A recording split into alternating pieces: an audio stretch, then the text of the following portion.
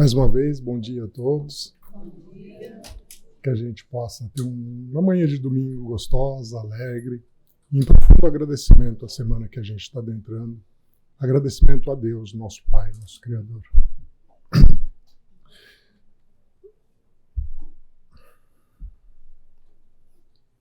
Todos nós fomos criados da mesma forma, simples e ignorantes. Mas é necessário a gente despertar a mente, a consciência, por todo que fazemos parte.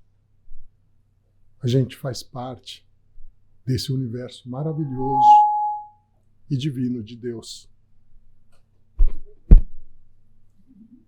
Vai ver que estava falando alguma coisa errada. Não.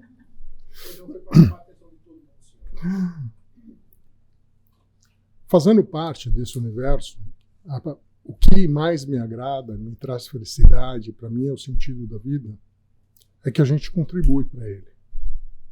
A gente ainda contribui numa escala pequena, mas a oportunidade é infinita.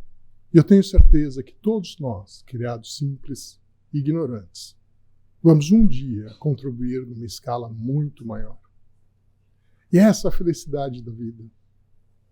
É esse caminho que, através do amor, a gente vai galgando aos poucos, encarnação após encarnação. Vindo nesse planeta lindo e belo, mas difícil, caminhando às vezes com dificuldade, atravessando às vezes alguns vales de dor, de sofrimento. Mas tudo com um único objetivo, que é que aprendemos a amar. Amar a nós mesmos, mas acima de tudo, amar a Deus. E Jesus complementou com a parte mais difícil, amarmos uns aos outros, assim como nos amamos. E aos pouquinhos, se não fossem as dificuldades, é claro que a gente estaria um pouco paralisado nesse caminhar, porque é da natureza humana. Mas é contra uma lei de Deus, a lei de progresso. E assim, aos pouquinhos, Deus também vai nos colocando o que é felicidade. É essa felicidade que precisa ser conquistada. Vou repetir, ela precisa ser conquistada. Se ela precisa ser conquistada, demanda da nossa parte dedicação, demanda da nossa parte esforço. Ela não vai acontecer de graça. É na luta diária, em tentar ser melhor, em tentar amar não aqueles mais distantes, mas amar aqueles que Deus nos colocou ao lado. Esses são os mais difíceis. Os nossos companheiros de caminhada, os nossos filhos, os pais, muitos que talvez não tenhamos escolhido, mas alguém muito superior em inteligência e em amor ajudou-nos a tomar a decisão e escolheu por nós. Parece um pouco difícil quando a gente começa a falar, parece até às vezes eu falo assim, puxa, a vida é assim, é dura mesmo. Mas a gente está aqui hoje num dia de alegria e de agradecimento. E vamos reflexionar um pouco sobre toda a nossa história. A história que a gente tem escrita, porque a nossa história provavelmente vai muito além disso. Mas a história que a gente tem escrita, ela data de mais aproximadamente 6.000 anos. E Deus, durante essa história que a gente tem, sempre nos auxiliou. Sempre colocou ao nosso lado as ferramentas. Sempre colocou à frente da gente o caminho. Ao longo de todo esse tempo, tudo isso foi se atualizando conforme a nossa evolução e o nosso entendimento. É claro que quando a gente estuda a Bíblia no Velho Testamento, há 6.000 anos atrás, às vezes fica um pouco difícil compreender, porque é necessário você se inserir à época. E você só pode se inserir à época no entendimento se estudar profundamente um pouco da nossa história. Então, às vezes, algumas coisas não fazem bem sentido.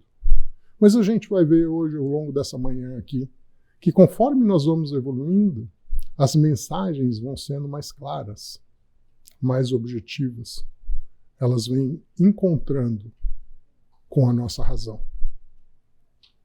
Porque a gente não pode se esquecer que a base da nossa fé é a razão. Hoje, seres já adquirindo um pouco mais de inteligência, porque fomos criados simples e ignorantes, mas já caminhamos até aqui, todos nós, né? A gente não pode mais ferir a nossa razão simplesmente com imposições, porque alguém determinou que deveria ser assim.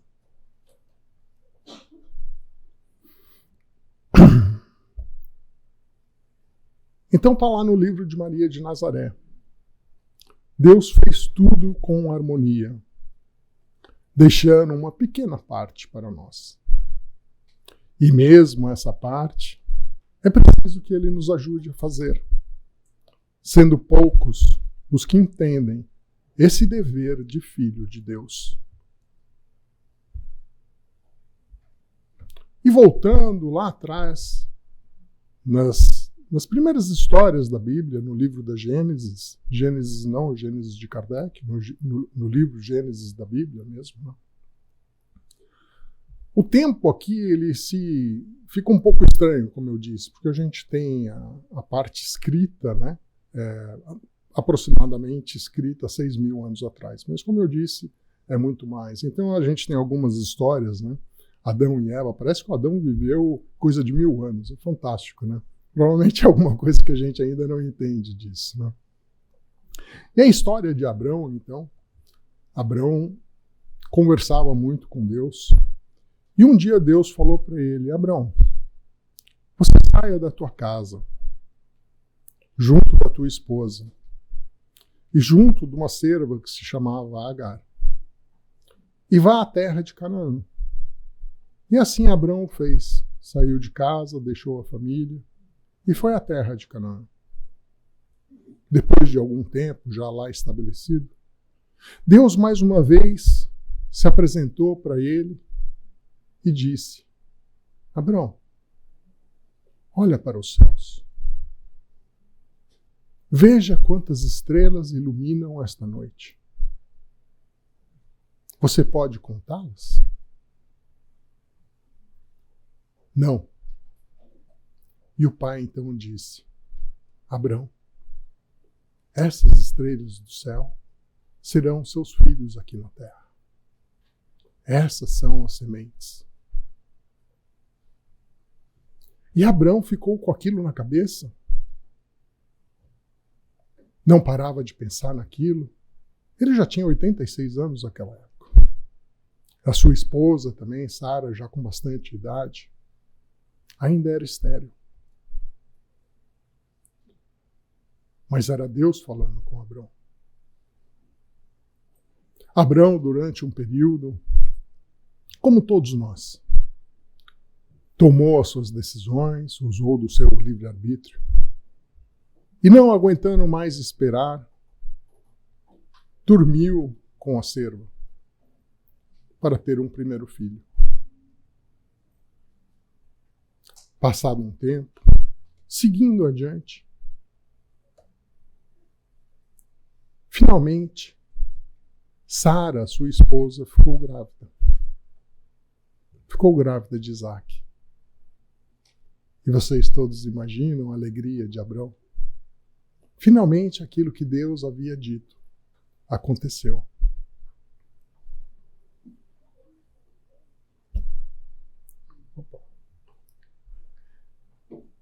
E está escrito na Bíblia.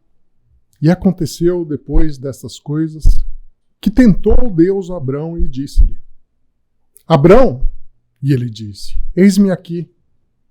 E disse: toma agora o teu filho, o teu único filho, Isaque, a quem amas, e vai à terra de Moriá, e oferece-o ali em holocausto, sobre uma das montanhas que eu te direi. Então Abrão levantou-se, Pela manhã, de madrugada, abordou o seu jumento e tomou consigo 2 dos seus moços e Isaque, seu filho. Fendeu a lenha para o holocausto, levantou-se e foi ao lugar que Deus lhe dissera. Ao terceiro dia, levantou Abrão os seus olhos e viu o lugar de longe.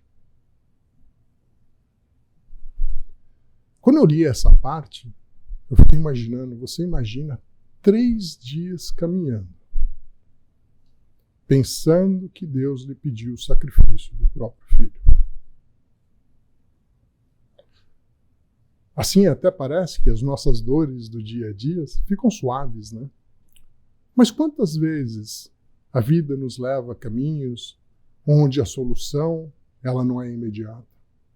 E às vezes a gente passa 3 semanas, meses, refletindo a respeito de algo que ainda nos é muito difícil aceitar. Eu fico imaginando para Abrão o quanto difícil foram esses 3 dias de caminhada. Mas tudo estava alinhado, num sentido que talvez, como eu disse, seja um pouco complexo, porque a gente tem que se colocar à época. Abrão já era, né, já havia unicidade em Deus, o que é muito importante, mas era uma época ainda onde os sacrifícios eram muito comuns, né? Os sacrifícios de filhos, né, de mulheres, num sentido de louvar a Deus. Então, como a gente lê aqui no texto, Abrão chegou ao pé do monte, com um filho, com 2 servos e um jumento.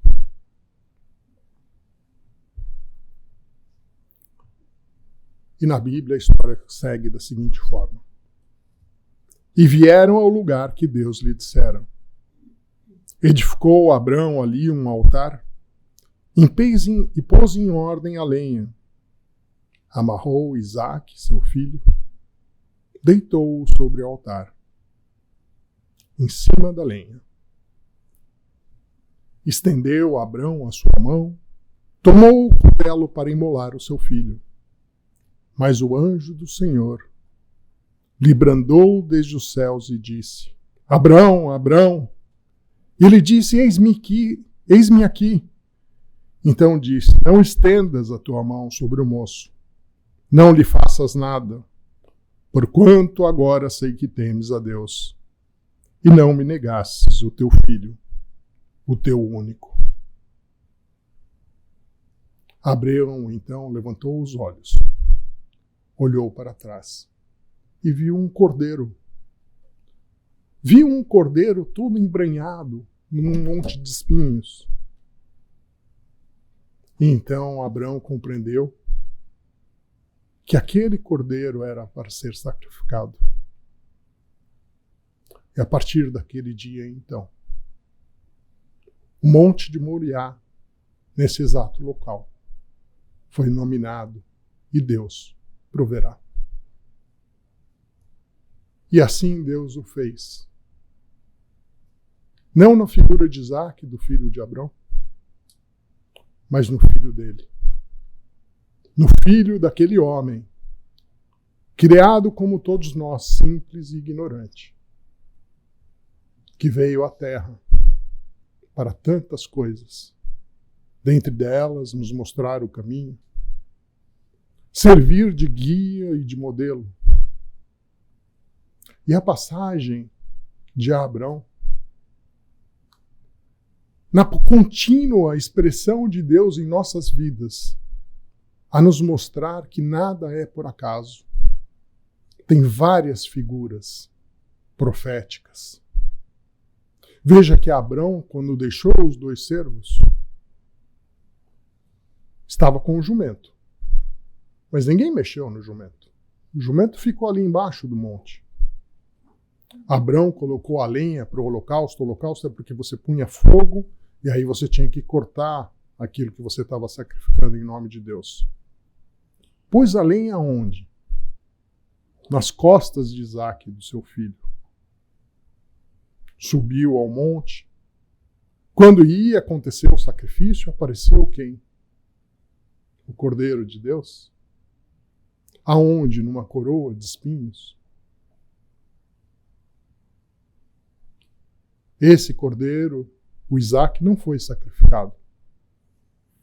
Mas na sequência da nossa vida, da nossa história, a gente sabe quem que subiu a montanha de Moriá, que fica em Jerusalém, com a lenha nas costas, que adentrou na cidade montado no jumento. Quantas lições, quantas provas contínuas do auxílio a que eu me referi aqui no começo. Nós não estamos sozinhos. Deus não só prove, né, nos dá tudo aquilo que precisamos na vida, mas ainda assim é necessário que nós possamos dar a nossa parte, o nosso esforço, a nossa dedicação, para iluminar a semente divina que temos dentro de nós.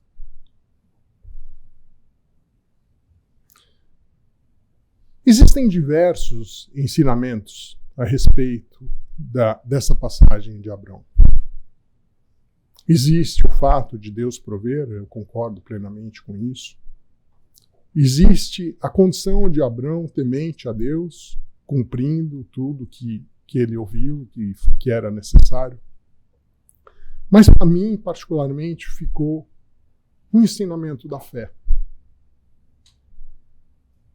Porque Deus se manifesta na nossa dor, no nosso sofrimento, na angústia dos espinheiros da vida, para nos auxiliar, para prover. E quando Jesus falou da fé, ele disse: a fé transporta montanhas. Os discípulos, e ainda muitos de nós, antes de estudar, falam assim: tu transporta montanha, não sei se eu não entendi direito. Né? E realmente. Porque a fé não transporta a montanha de um lugar para o outro. As montanhas que a fé desloca são as dificuldades, a resistência, a má vontade dos caminhos da vida. Dando-lhe todas as ferramentas, tudo que é necessário, o bom ânimo para a vida, se você assim estiver aberto para enxergar, para que você desloque as montanhas através do seu trabalho, do seu suor, da sua dedicação. A fé robusta dá a perseverança, a energia e os recursos que fazem-se vençam os obstáculos, assim nas pequenas coisas que nas grandes. Está escrito no item 2 do Evangelho segundo o Espiritismo. E Deus proveu. O próprio Filho, o Messias, o Cordeiro de Deus, em sacrifício para a nossa ascensão. Tendo Jesus como modelos, teremos a perseverança, a energia e os recursos para que vençamos os obstáculos da vida. Como eu disse, Jesus adentrou em Jerusalém montado no jumento. Carregou o madeiril acima, no monte, em benefício de todos nós, para nos ensinar o quê? Nos ensinar a amar. Quanto mais eu reflito a respeito da vida, eu entendo que é isso, é para isso que nós estamos aqui. Às vezes a gente ainda se confunde, e não é à toa que estamos aqui na Terra, nessa materialidade, e é de propósito a nos testar, para que ainda ontem a gente estava conversando, para que ao longo das dificuldades, as experiências que vêm vindo em torno de nós, a gente possa cada vez ir fazendo elas melhor. A gente não apaga aquilo que somos, o velho homem, antigo, instintivo, animalesco. Mas a cada dia a gente tem a oportunidade de construir um novo, mais sensível, mais amoroso. E Jesus não mudou nada do que estava escrito na lei. A gente falou de Abrão, nós vamos pular um pouquinho Moisés, não é para hoje. Mas Moisés veio e escreveu lá os 10 mandamentos. Não mates, não faça isso, não faça aquilo. Um monte de não, né? E Jesus, então, depois de 2000 anos, porque o nosso nível de consciência já era outro, veio e acrescentou: a razão por que você não deve fazer tudo isso é porque amarás o teu Pai acima de tudo. E amarás ao teu próximo como a ti mesmo. Ou, de uma maneira mais compreensível, não iremos fazer ao nosso próximo aquilo que não queremos para nós mesmos. E toda vez que você parar para orar e refletir um pouco a respeito do seu dia, como Santo Agostinho recomendou no Livro dos Espíritos, você pode fazer essa pergunta. Hoje, durante o meu dia, eu fiz algo a alguém que eu não gostaria se tivesse acontecido comigo? E quem é esse próximo que Jesus se referiu?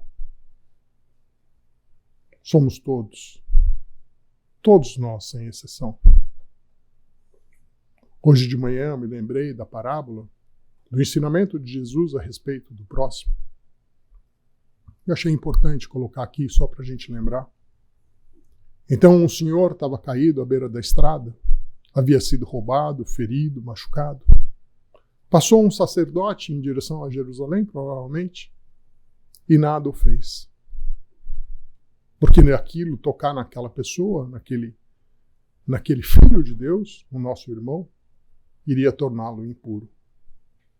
Na sequência, passou um levita, cruzou do outro lado da estrada e nada fez. Logo atrás, então, veio um samaritano, que era o povo odiado da época, e ajudou, curou, levou a uma pensão e pagou a estadia dele até que ele pudesse se recuperar e levantar. E aí Jesus perguntou ao fariseu: para aquele senhor ferido e abatido, quem é o próximo? E aquele sacerdote estudioso das leis corretamente respondeu: o samaritano. Acho muito significativa essa passagem para que a gente sempre lembre quem é o nosso próximo. O próximo nem sempre aparece numa figura linda, maravilhosa de um bebê carente. Às vezes ele aparece de uma outra forma. Num velho senhor que não consegue andar, que lhe faltam as vestes, que não se banha já há algum tempo. Um irmão cheio de angústia e tristeza, onde às vezes a gente não quer nem se aproximar, como que para não contrair aquilo. Às vezes o próximo está dentro de casa. Num irmão perdido e necessitado, que se afundou nas drogas, nos vícios da vida. Quem é o nosso próximo? Maria de Nazaré, na narrativa do mesmo livro, com o mesmo nome, ainda uma criança, todos sabiam quem era ela, e foi recomendado um sacerdote de Jerusalém, pediu permissão para os seus pais e pediu para levá-la ao templo. Ali havia um local onde as virgens eram recolhidas e o melhor do ensino ali era aplicado a elas. Maria, esse espírito angélico, mãe de Deus na terra, começou a falar e expor o que era, na verdade, a vinda do Messias. Porque os judeus que a abrigavam tinham o entendimento que Jesus veria, o Messias, não Jesus, né, chamado de Messias, porque está nas Escrituras, veria a terra para libertá-los. para empunhar a espada e as armas e aniquilar os povos que os dominavam. Na época, os romanos. A vencer através da força, do ódio, da angústia, as dores e os sofrimentos da vida. Mas Maria já mostrava que não era bem assim. E disse: o Messias é diferente do que pensais, do que as nações esperam. Ele traz a palavra de Deus na sua expressão mais pura e justa, sem pedir opinião aos homens. Por ser ele o médico das almas e o mestre de todos os mestres, ele vem trazer a vida, expulsar a morte. Ele é a luz que espanta as trevas. É bom que entendais que o Messias vem trazer a guerra. Aquela que nasce no interior de cada homem, porque vem combater a ignorância, ensinando aos seres que dormem a acordarem para a luz de Deus. Não vem pedir opiniões, vem sim ensinar a todos nós as primeiras letras do entendimento, porque ele é o amor. Os sacerdotes ficaram espantados e aquilo já afrontava um pouco os interesses mesquinhos da materialidade, que ainda hoje todos nós estamos sujeitos. Não gostaram muito daquela situação. A certo momento mandaram ela de volta para casa. Não, aqui acabou já, você já estudou bastante, já está bom, volta para casa. E Maria, com humildade, que é típica desses seres angélicos, retornou ao lar dos pais. Os sacerdotes, inquietos, começaram a fazer seus movimentos políticos. E lendo as Escrituras, viram que o Messias viria de uma virgem. Mas não poderia ser aquela virgem, porque as coisas que aquela mulher falava afrontavam os interesses humanos da materialidade, em detrimento aos interesses morais da vida eterna. E então tiveram um plano fantástico. Vamos casar, Maria. Convenceram a família que havia um velho senhor. Eu disse velho, mas muito bom, herdeiro dos dotes de Deus, porque vinha da linhagem de Abrão. Convenceram então a família de casar José com Maria.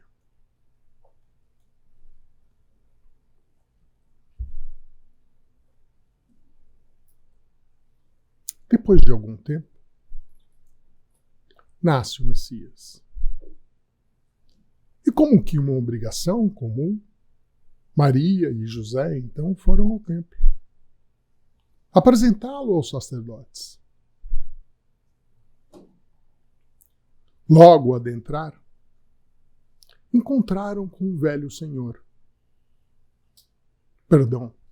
Encontraram-se com um jovem senhor. Já já vocês vão entender porque eu chamei ele de velho. E esse senhor, por acaso, tinha o nome de José Nicodemos. Aquele Nicodemos que Jesus depois conversou com ele.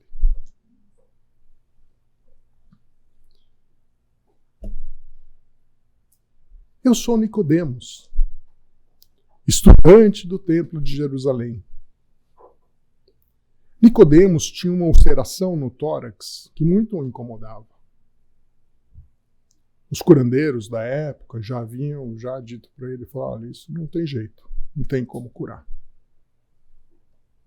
Mas naquele momento, ao pegar a criança no colo, sentiu que algo acontecia com a lesão.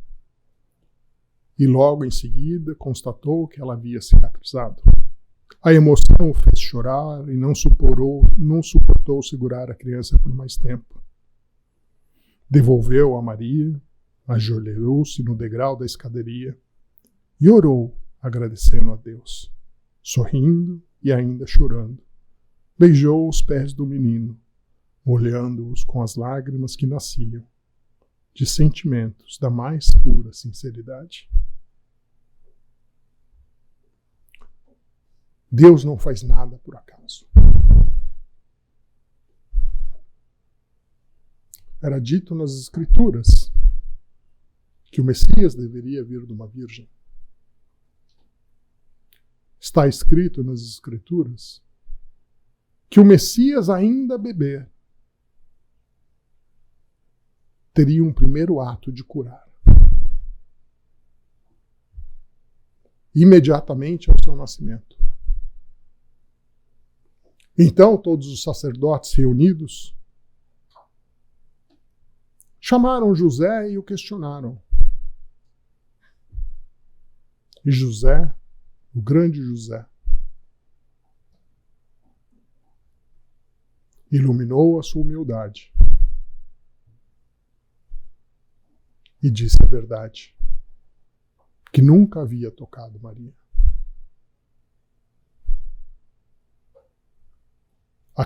Então, ficou comprovado, naquele momento, que o Messias realmente veio de uma virgem. Logo na sequência, arguíram, mas e a cura? O bebê já tem algum tempo e ninguém foi curado? Então adentrou o jovem Nicodemos e também deu seu testemunho a respeito da cura que havia acontecido.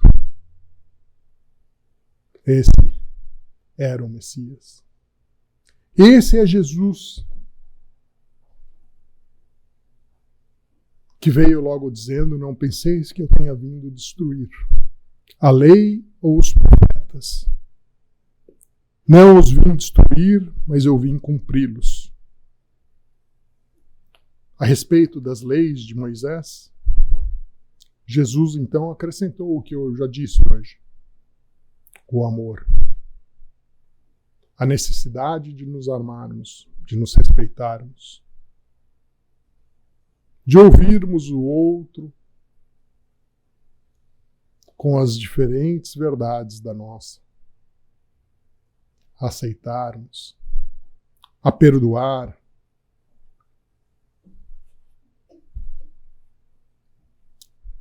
amar a Deus acima de todas as coisas e o próximo como a si mesmo.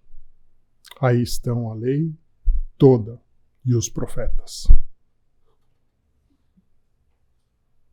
Jesus, dentre as diversas coisas que aprendemos com o mestre e com o guia, numa passagem aos Essênios, no próprio livro Maria de Nazaré, conversando com eles, ele disse: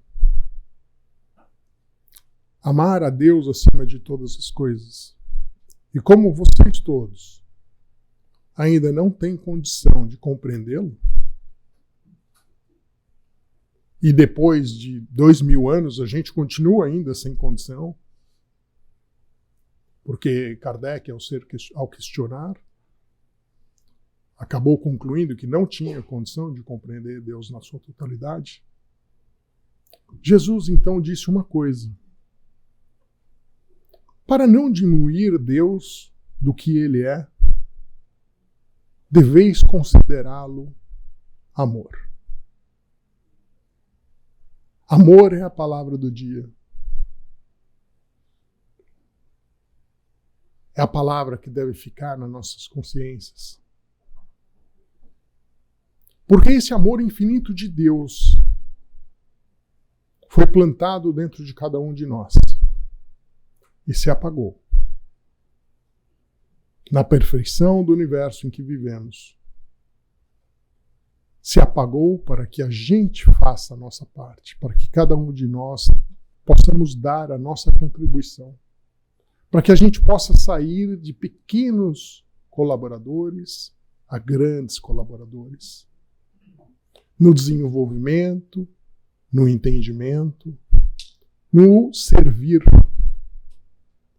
Servir ao outro, que é servir a Deus. Irmã Dulce uma vez disse, e eu não me esqueço, Foi perguntada onde a senhora aure essa força para cuidar dos doentes, daqueles que estão no fim da vida, sem um berço, sem uma cama, sem um teto. E ela disse, porque eu vejo nos olhos de cada um deles Jesus. Da próxima vez que a gente se encontrar com o próximo, vamos tentar nos lembrarmos que esse próximo é Deus. E a gente é parte desse todo. E quem sabe, naquela pressa do dia a dia, a gente arrume alguns minutos para parar, para ouvir, para acolher. É assim que aos pouquinhos a gente vai aprendendo a amar.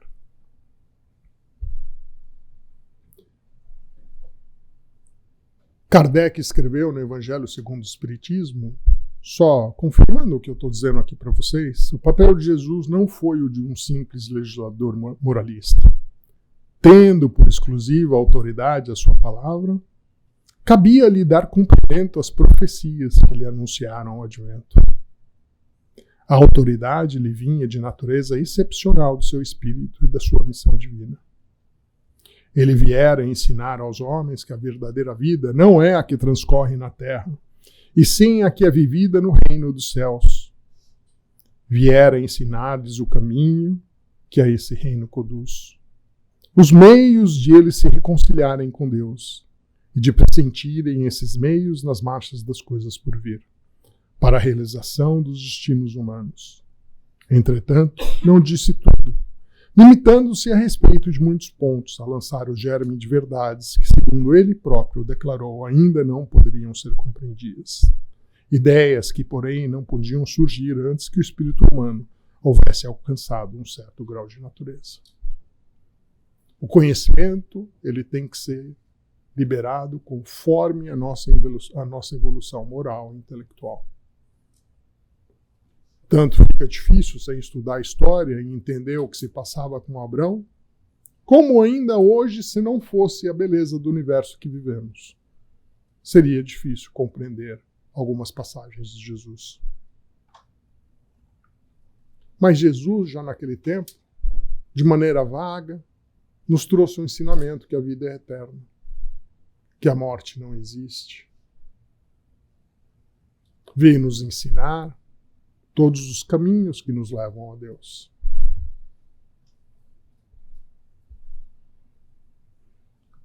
Maria gostava muito de um senhor. O nome dele era Pai Muni. E esse senhor sempre disse para ela: o céu se encontra dentro de nós, e tudo por fora é consequência do que se encontra por dentro. Jesus provavelmente veio à Terra a nos ensinar a construir esse céu dentro de nós.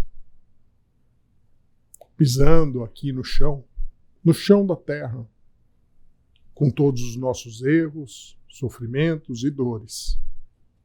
Ele é o caminho, ele é a força, ele é o exemplo do nosso bem viver. Ele vem nos mostrar a combater a violência com paz e com amor. A não devolver uma pedra tirada com outra pedra tirada. Jesus vem nos ensinar, talvez aquilo que tenhamos mais dificuldade, que a dor e o sofrimento que um irmão simples e ignorante como nós cometeu contra a nossa vida, contra o nosso sentimento, ela não vai embora devolvendo a dor e o sofrimento ao outro. Ela vai embora com o perdão. E às vezes a gente ainda fica refletindo, mas por que Jesus repreendeu Pedro no perdão, dizendo, quantas vezes tem que perdoar? 7 vezes? Não, não é 7, é 7 vezes 70. Porque era muito importante. Era importante para o alívio da nossa dor. Compreender que a dor vai embora com amor. Não devolvendo a pedra para o outro lado.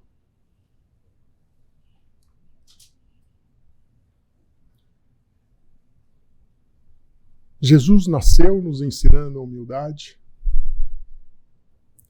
e foi embora da terra com outro ensinamento profundo.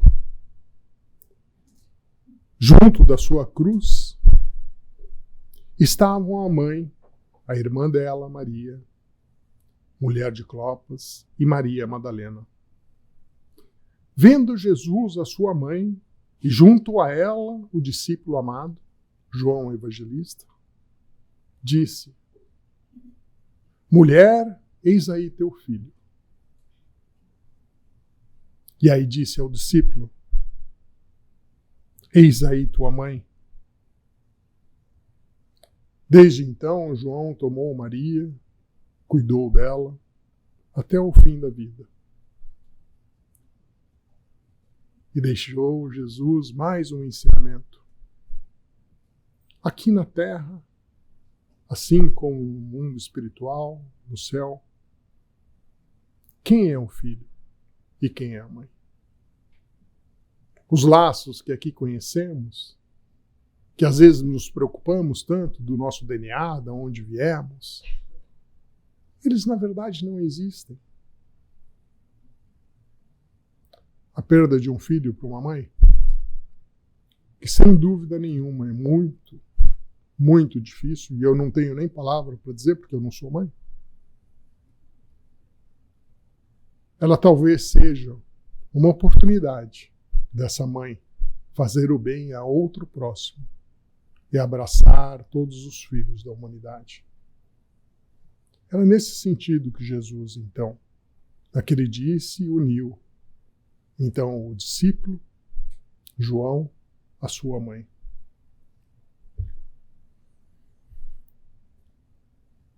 João levou Maria a Éfeso e moraram juntos nessa pequena casa, que você pode visitar ainda hoje. Eu achei várias fotos dela na internet. Viveram ali, então, juntos, um cuidando do outro, até que um dia, Maria, bem velhinha, mãe de todos nós, como sempre, vinha um senhor caminhando com muita dificuldade. Um velhinho, cabisbaixo, com a cabeça coberta. Ela sentiu um perfume no ar. Uma alegria incompreensível. E como sempre, caminhou em direção a esse velhinho, por compaixão, por amor. Sentiu uma necessidade enorme de pegar na mão dele. E quando tocou a mão do velhinho, percebeu as chagas. Era o seu filho querido que veio a buscar.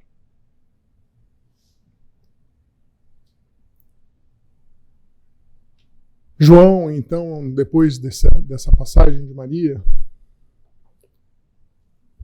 foi preso na ilha de Patmos. E ainda ali, cumprindo o seu serviço a Deus, trouxe-nos mais uma bênção divina, talvez um pouco ainda incompreendida para os nossos tempos. Escreveu o livro do Apocalipse. Já a palavra é um pouco estranha, mas vamos só lembrar que esse livro do Apocalipse, aqui na América, chama-se Revelação. E de novo vem iluminar as nossas consciências a respeito do momento que vivemos aqui na Terra, onde o fim dos tempos é chegado. O fim dos tempos do mal da maneira como nós conhecemos.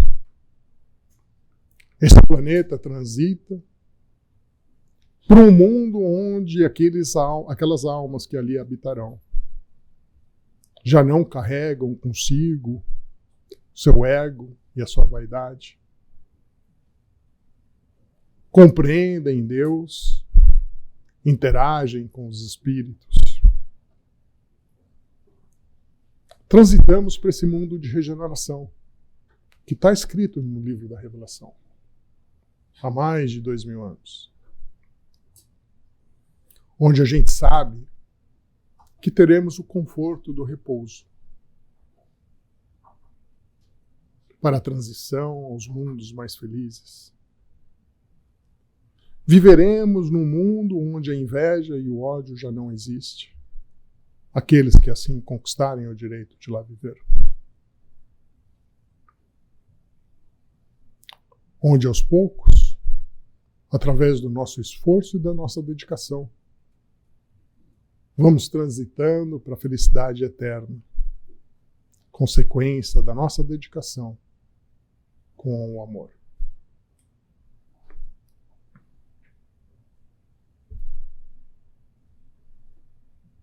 Passado mais alguns anos, 1500 anos depois da vinda do Cristo, retorna à Terra o mesmo João. Mais uma vez, a prover para todos nós os caminhos de felicidade, a alegria da vida, a correção dos nossos desvios e dos nossos erros. A gente vivia, então, a Idade das Sombras, que, segundo os historiadores, ocorreu entre o ano 500 e o ano de 1500. Em 1181 ou 82, as duas datas são consideradas, nasce para toda a humanidade o Sol de Assis. Francisco de Assis vem resgatar para todos nós os exemplos de simplicidade esquecidos ao longo dos tempos, desfigurados pelo nosso próprio livre-arbítrio. E nasceu como? Ao que tudo indica, nasce num estábulo. A sua mãe, que tinha bens na época, só consegue dar à luz ao pequeno graças à intervenção de um peregrino desconhecido, que assim como surgiu socorrendo-a, num estado febril, também desapareceu logo após o parto. Aos olhos de Francisco, todos nós somos irmãos, filhos e criaturas de Deus, nascidos e criados para o amor e para amar numa relação de interdependência. Francisco, dentro da sua pacificidade, deixou nomear-se diácono num certo momento, porque ele pregava muito e a igreja à época perseguia e condenava aqueles que pregavam sem a sua autorização. Diácono é o primeiro nível, né? Você não é padre, mas você pode falar para algumas pessoas a palavra de Deus. Francisco trouxe o contraponto ao cristianismo medieval, onde valorizava a dor e o sofrimento. A dor e o sofrimento do Cristo crucificado, e a gente carrega ainda um pouco disso. É tão difícil você ver um filme de Jesus quando chega a época do Natal, que não seja dor e sofrimento, não é verdade? Eu quero ver Jesus, mas não quero ver esse caminhar da Gólgota toda vez. E Francisco já trouxe um novo enfoque para a vida, com relação ao amor, os ensinamentos e os exemplos que Jesus deixou para todos nós. Francisco, talvez muito alinhado com os tempos de hoje, trouxe a mim, eu quero dividir com vocês, um significado do que é ter. Ter não é dominar. Muitas vezes achamos que para ter é necessário dominar. Essa relação só existe dentro dos nossos erros, da nossa necessidade de acumular coisas materiais, da nossa falta de equilíbrio com as conquistas do Espírito.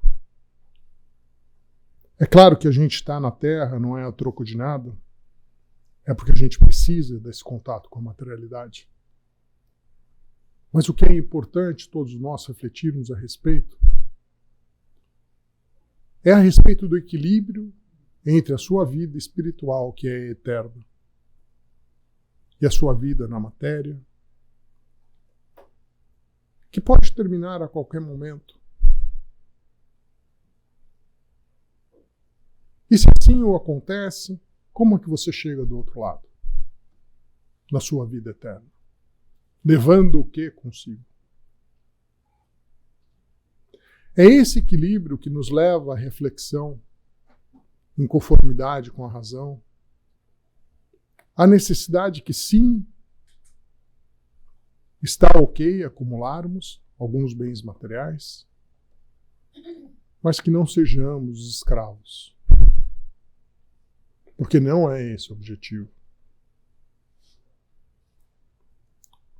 Francisco encontrou-se totalmente livre.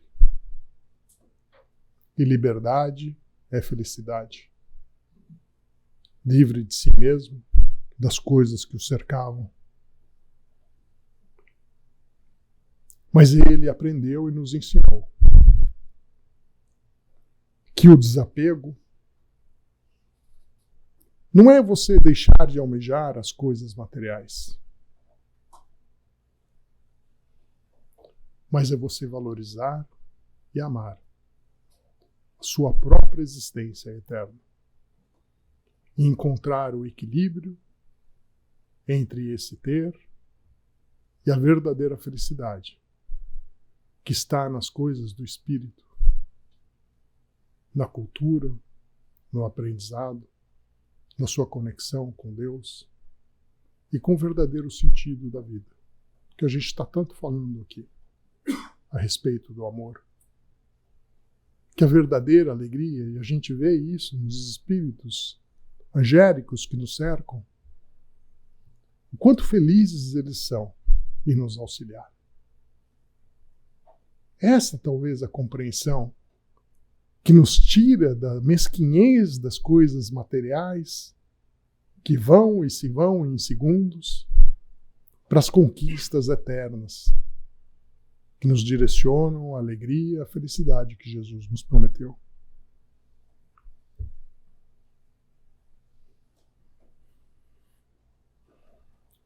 João ou Francisco, podem chamá-lo como quiserem, deixou então escrito no seu Evangelho, está lá 14, 13 a 17, no 26. E era Jesus falando, ele só está narrando. E tudo quando pedirdes em meu nome eu farei, para que o Pai seja glorificado no Filho. Se pedirdes alguma coisa em meu nome, eu farei. Se me amais, aguardai os meus mandamentos. Guardai os meus mandamentos, e eu rogarei ao Pai. E ele vos dará outro Consolador, para que fique convosco para sempre. O Espírito da verdade, que o mundo não pode receber, porque não o vê nem o conhece. Mas vós o conheceis, porque habita convosco e estará em vós. Mas aquele Consolador, o Espírito Santo, que o Pai enviará em meu nome, esse vos ensinará todas as coisas, e vos fará lembrar de tudo quanto vos tenho dito. Em 25 de março de 56, Kardec escrevia o Livro dos Espíritos e percebeu umas batidas à parede da sua casa. Assustado, queria saber o que é que estava acontecendo. Mas no dia seguinte havia uma reunião na casa do Sr. Balduin, onde as meninas médiuns escreviam e se comunicavam por ele para com os espíritos. Kardec, então, chegou ali aflito e perguntou para uma das meninas: meu espírito familiar, quem quer que sejais, agradeço-vos por ter vindo me visitar. Quereríeis dizer-me quem sois? E o Espírito respondeu para ele: para ti, chamar-me-ei a verdade. E todos os meses, durante 1/4 de hora, estarei à disposição de ti, no auxílio, para que traga a palavra do Consolador prometido a toda a humanidade na Terra, em especial nós espíritas. No Evangelho segundo o Espiritismo, tem 4 mensagens do Espírito da Verdade. E, por conta do nosso tempo, eu trouxe essa que mais me tocou o coração. Em verdade vos digo, os que carregam seus fardos e assistem os seus irmãos são bem-amados meus. Instruí-vos na preciosa doutrina que dissipa o erro das revoltas. Vos mostra o sublime objetivo da provação humana. Bebei na fonte viva do amor e preparai-vos cativos da vida a lançar-vos um dia, livres e alegres, no seio daquele que vos criou fracos para vos tornar perfectíveis e que quer que modeleis vós mesmos a vossa maleável argila, a fim de serdes artífices da vossa imortalidade. Que todos tenham uma ótima semana.